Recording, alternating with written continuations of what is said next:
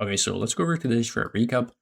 The one trade I ended up taking, which was a win, and it was a short on ES. There is loads. I'll show you the executions, P&L, whatnot, the reason why I took this trade. So here it really comes down to so you have what NQ, my bad, hit these lows, okay? So if you're looking at this day, mechanically, you can probably expect some sort of retracement, right? Especially with the day opening low first here, right? You can see it just consolidates and then 9 a 6 a.m. pushes lower, right? So you can expect kind of some sort of reversal. But here, I'm not really interested in that. No, it's not the cleanest framework for shorts. I'll be completely honest. Because of the fair swings we left, right? And there is like SMT with the high of the day, I believe, and it is like this with YM. And we're gonna get into why I ended up shorting ES, right? So even though, of course, the high of the day is not very clean, how can we overcome that? Okay. First of all, let's start from bias. So why was I bearish? I'm pretty one-sided bearish here, right? We get a C2, the weekly candle, this weekly candle opens high first, and then we expand away, right?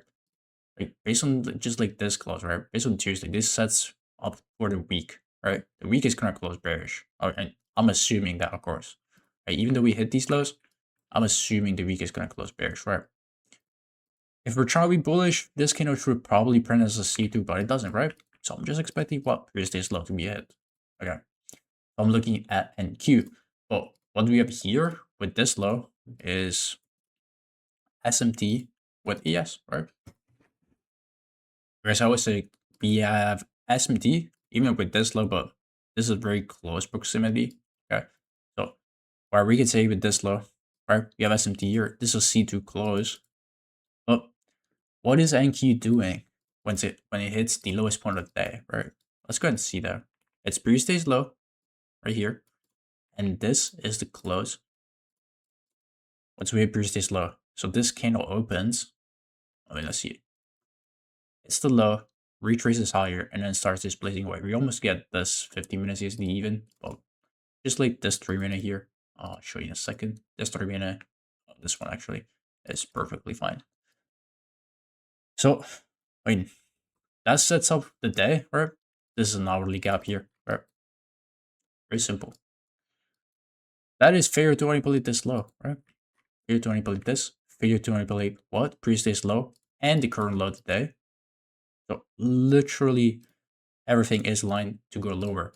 So what does that tell me about this SMT? It's very likely to fail, okay? So that's why I trade ES to take out this daily low. Of course, I'm not expecting this, right?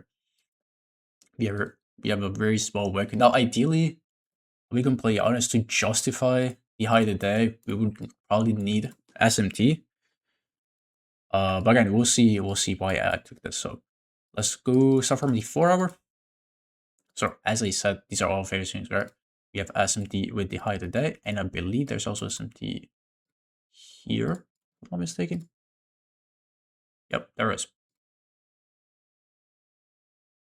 With the high of the day, which is a fair swing, right? So that's not very good.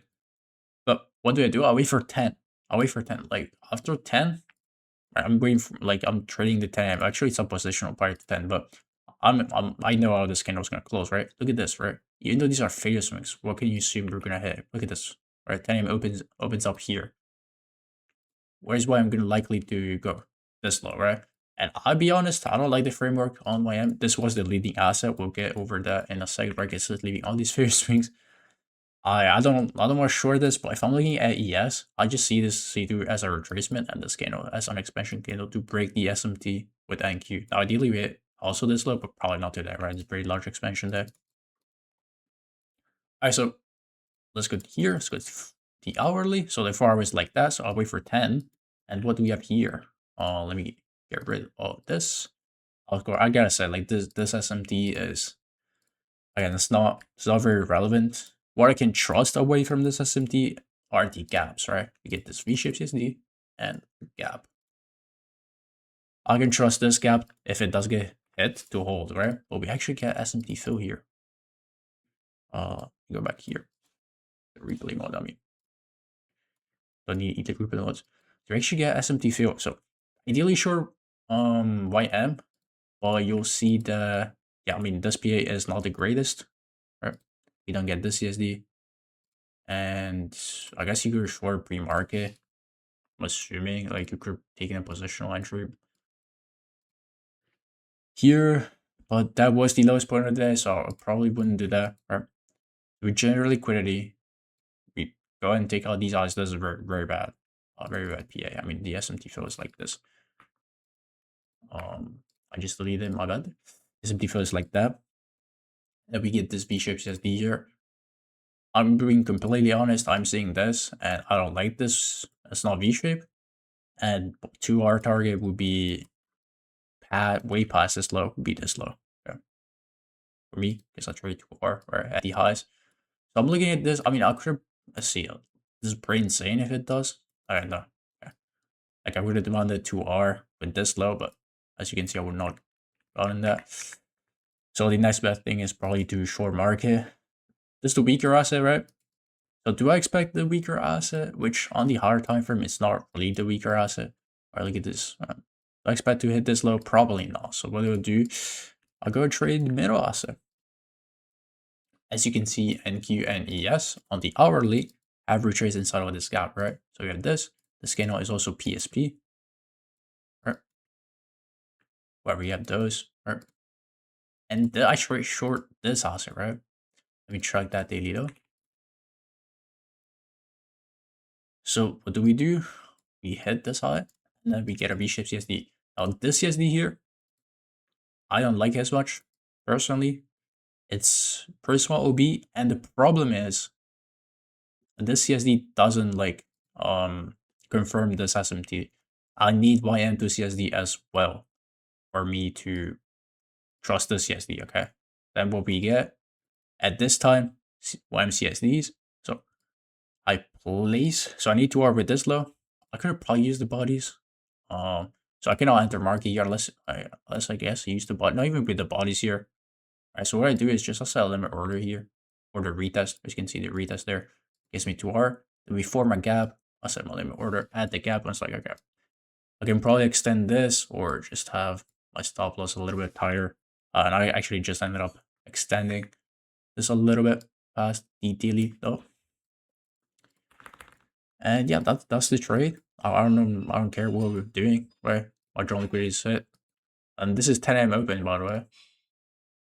Here, so this is a little bit. I'm expecting 10 AM to expand, right? Because we have an hourly swing point, and every asset is CSD lower. This is the lowest point of the day. This is where we're break even. Yeah. So we hit lowest point of the day. I am break even. And yeah, I mean, very clean trade. Not much to say. The only thing is, right, what I wanted to say is the high of the day go anywhere significant? It is, but as you can see, not this is the high of the day, my bad, it's not, right? But what do we do away from the high of the day?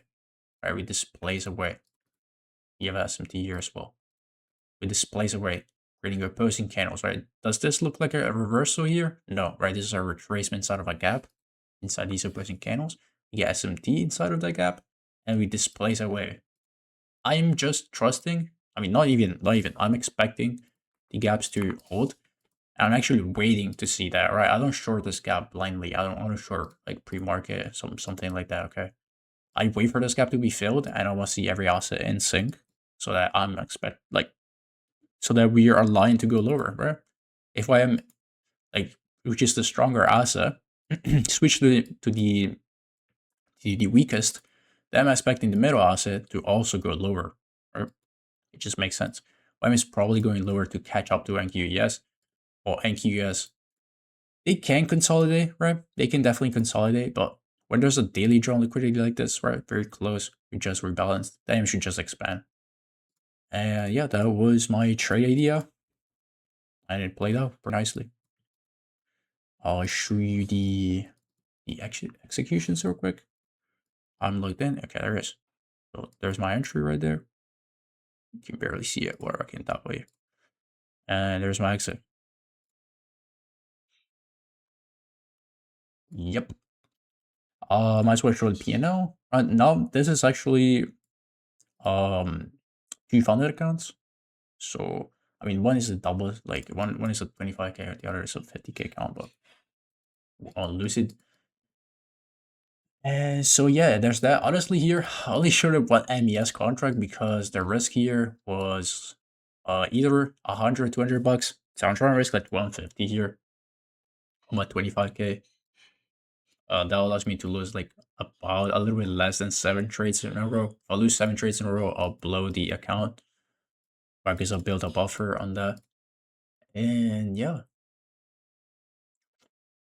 that was it. So I just risked 100 bucks.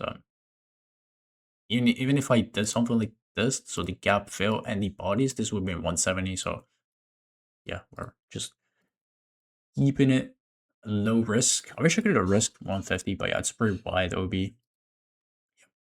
All right, so that's gonna be it for this trade recap.